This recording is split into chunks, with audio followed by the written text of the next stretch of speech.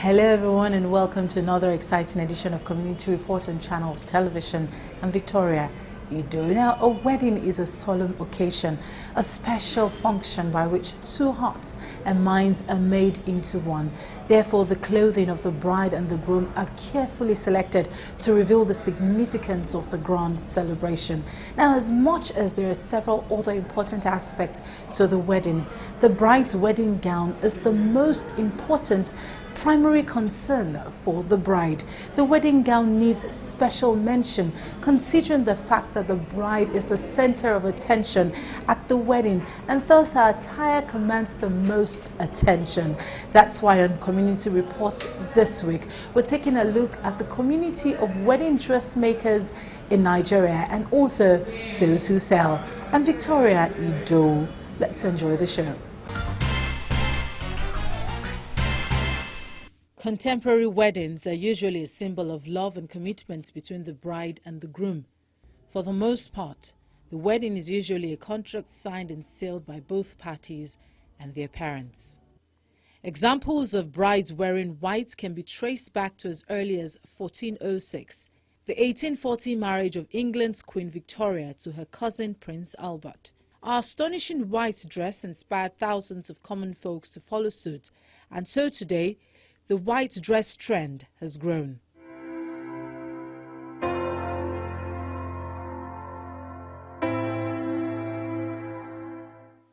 Many women picture their wedding dress from the time they're very young.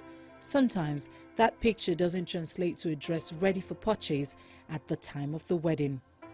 And to have a wedding dress made unique and to taste, a wedding dressmaker is of great need. And that's where people like Avi Ogeneje Sumuyiwa comes in. They make bespoke wedding dresses that fit perfectly for the bride.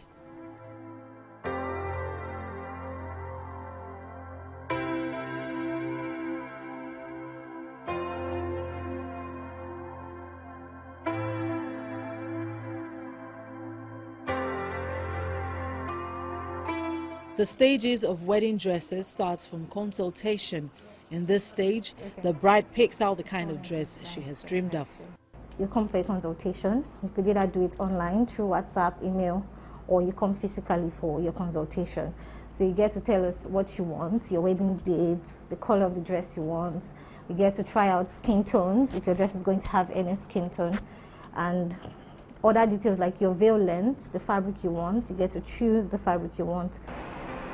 Okay, or something like that. Then we'll be changing, we'll be changing the lace details and the way the wrap is.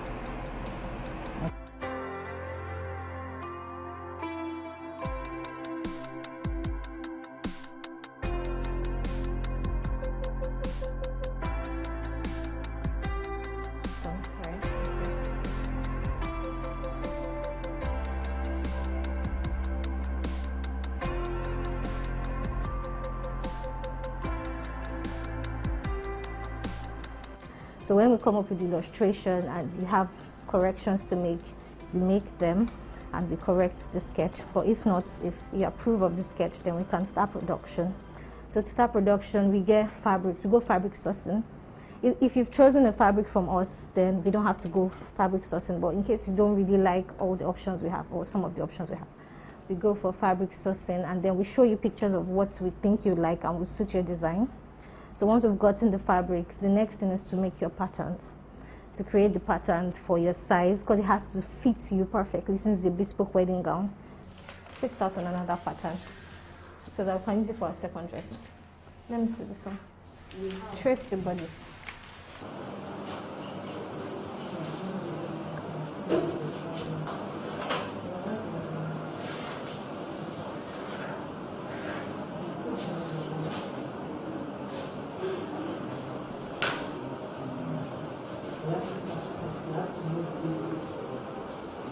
You can bring down to the cross check. The next step is to cut the fabric.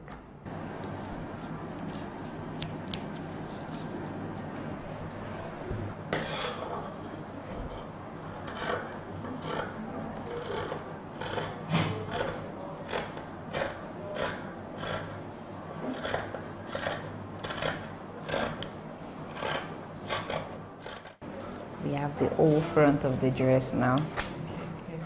After cutting the fabric, it's transferred to the sewing room where the tailors work on it.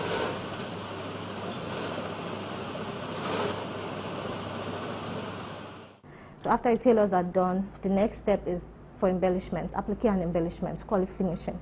So the finishers do the applique and the embellishments on the dresses, and then you come for your fitting.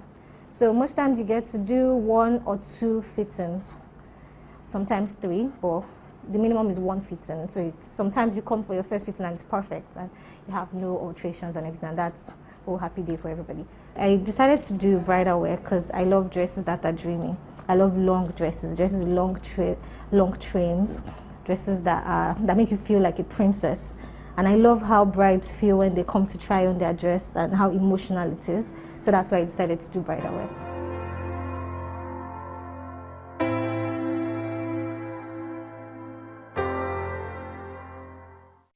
AV is a fashion designer for about 4 years now. I started making regular dresses, ready-to-wear dresses and bespoke dresses.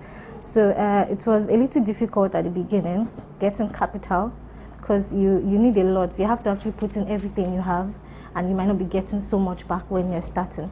But then if you have like the drive and the vision, and you know, okay, someday it's going to actually be very successful and big, you just keep at it. So at the beginning it was a rough ride. For the first 2 years at least, it was a rough ride. But after a while, things started picking up and I was getting better at my skill. So I'd say so far it's been good. It's been good. And as a young startup, social media has been a good way to put out her business.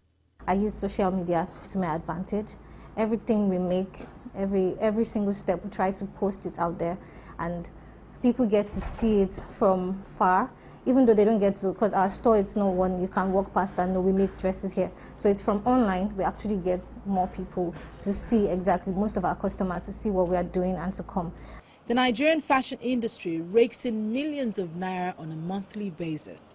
But one major challenge they face is fabric. Getting the right fabrics and embellishments, it's quite challenging because I think our market is limited. Sometimes you have to import fabric and it makes it more expensive compared to if you could source it locally.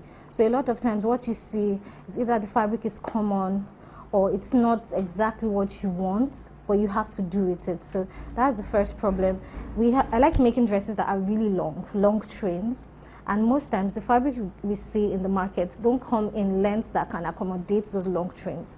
So we have to buy fabrics that have short lengths and manipulate it, and makes the work longer compared to if we could get fabrics with long trains. So fabric sourcing and embellishments and materials and everything is one major challenge that we have here. And then secondly, I would say electricity. I believe everybody complains about it because if you have to be on diesel or fuel every time, it actually increases your cost of production compared to if you have constant electricity. So that's the second one. And I think finally, skilled artisans or skilled tailors and embellishers, because when you get staff that is skilled or you have to train, after a while, most of them go to start their own businesses. So it's like we're just training people and they go off, except you sign a contract, of course. You train them for a short while and then they want to, you can't blame them, obviously. Everybody wants to be an entrepreneur, particularly in Nigeria, to help you. But it's really, it could be a struggle because every time you try to replace, you have to replace people and probably train them from scratch and so on and so forth. So those are like the major challenges I think we face. It takes a lot of training to become a wedding dressmaker. Cascade is cut bias, you understand? So how do you represent cascade? Very, very simple. It's under garment detailing. So when you get to garment detailing, so how do you start? You start like this. Now your detailing is like this.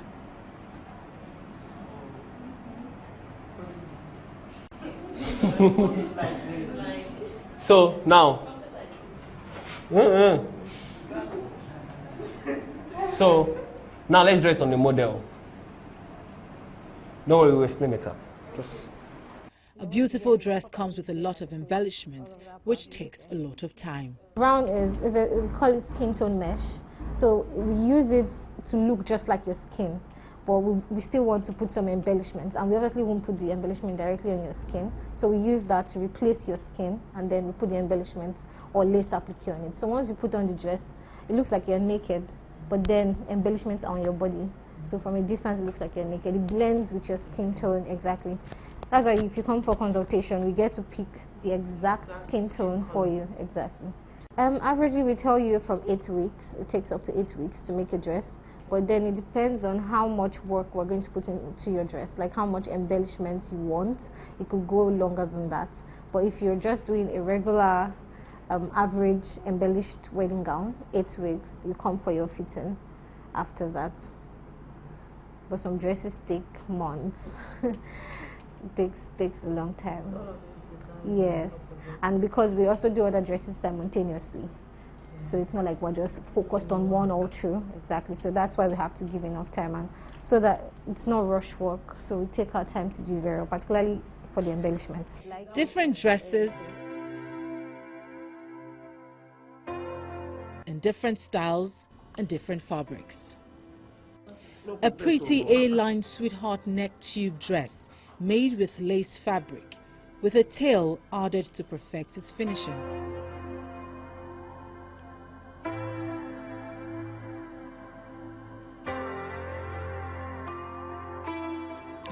This right here is a Tully V-neck classy cup sleeve dress made into layers and layers to create a long step dress to complement its looks.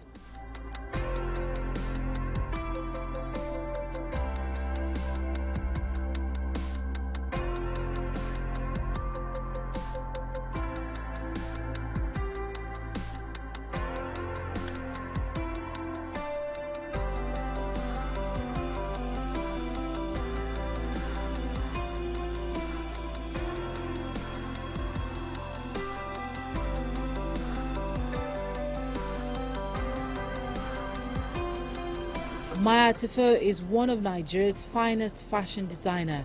His foray into wedding dresses started in 2011. A lot of people do not know I actually started wedding dresses in 2011. That was actually a year after I went full-time in my fashion business. So it wasn't like it was a long period before I went into wedding dresses at all. So I started this thing full-time in 2010, 2011 I started making wedding dresses. And it was just for the fact that, I mean, it started with my sister-in-law. She wanted me to make a wedding dress from nowhere. And I did it, and people liked it, and I got a few referrals from that, and it just went on. Then I just officially launched the wedding line, and I moved on with it.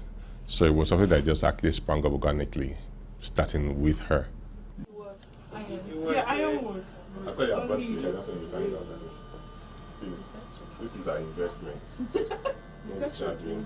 Successfully running a business, especially as a wedding dressmaker, takes a lot of dedication, learning and relearning.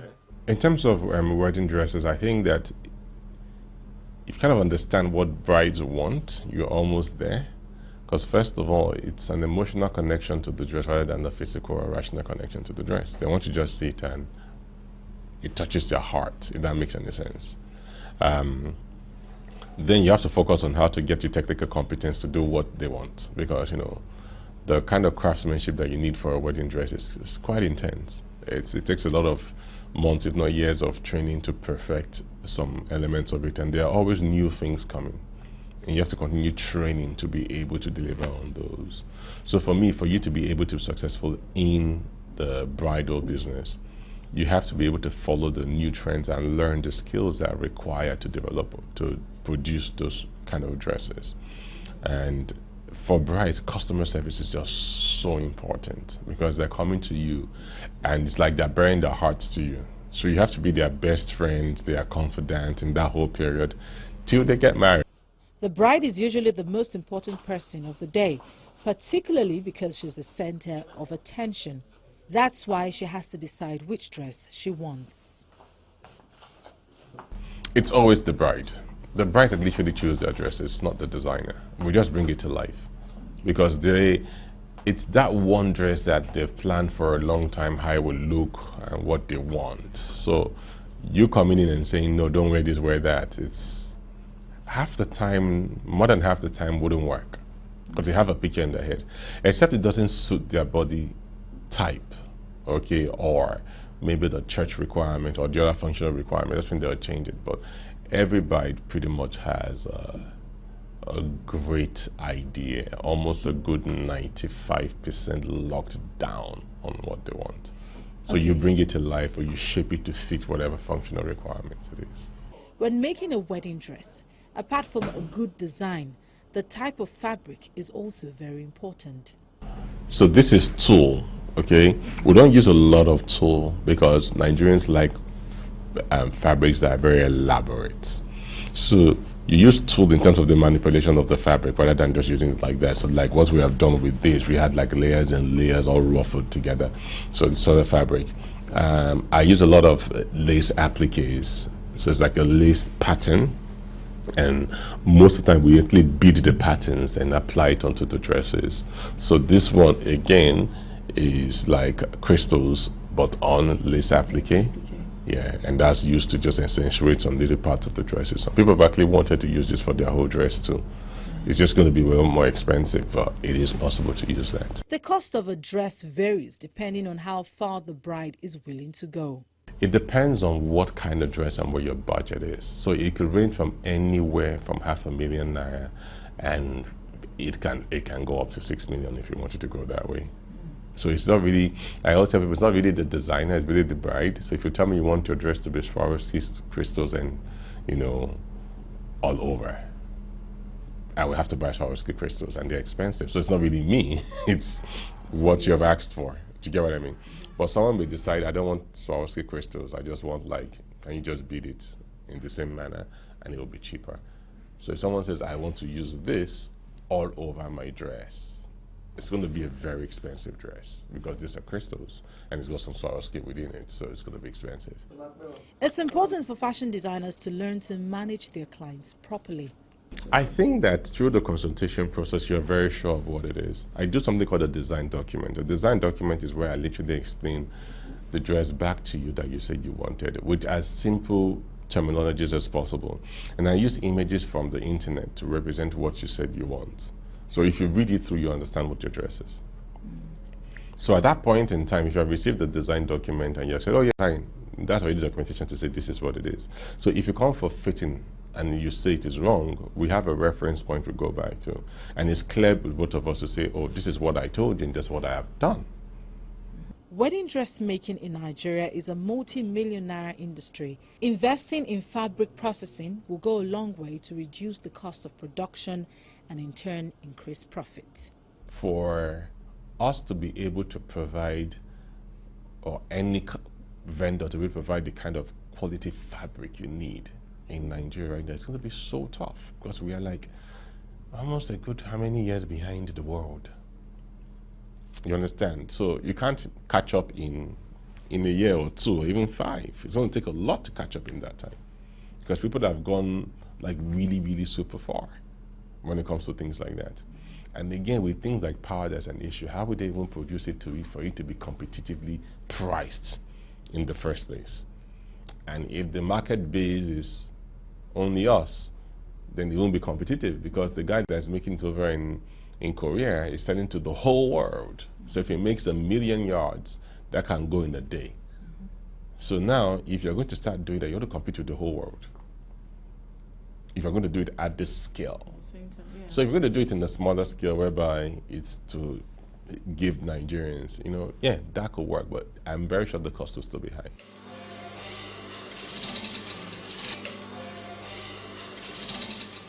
For a bride, making your own dress can be a daunting task.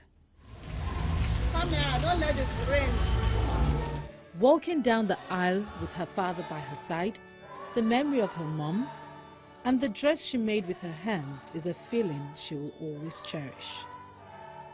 I think ever since I was a child, I've always been fascinated by weddings, been fascinated by wedding dresses, and we always used to go window shopping with my mom and my sister. And I used to say, I don't really like those things I'm seeing, that there has to be something. So I told her then that I was going to draw my design and then take it to a known design because I liked couture. At that time, I hadn't even known there was anything like couture or you know, bespoke wedding dresses then.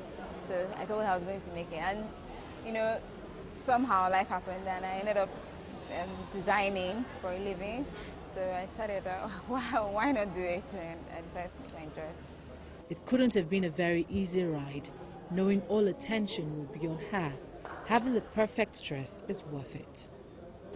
It took me so long to get the fabrics because some of them actually imported them. It's because I was trying to create something different. When I kept going to the markets, I couldn't find what I really wanted.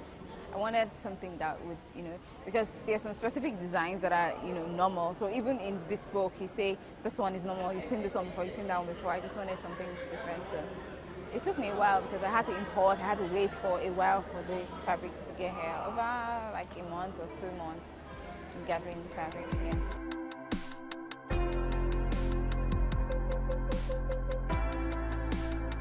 Can you spot the difference? The picture on the right is imported, while the left is made by a Nigerian designer.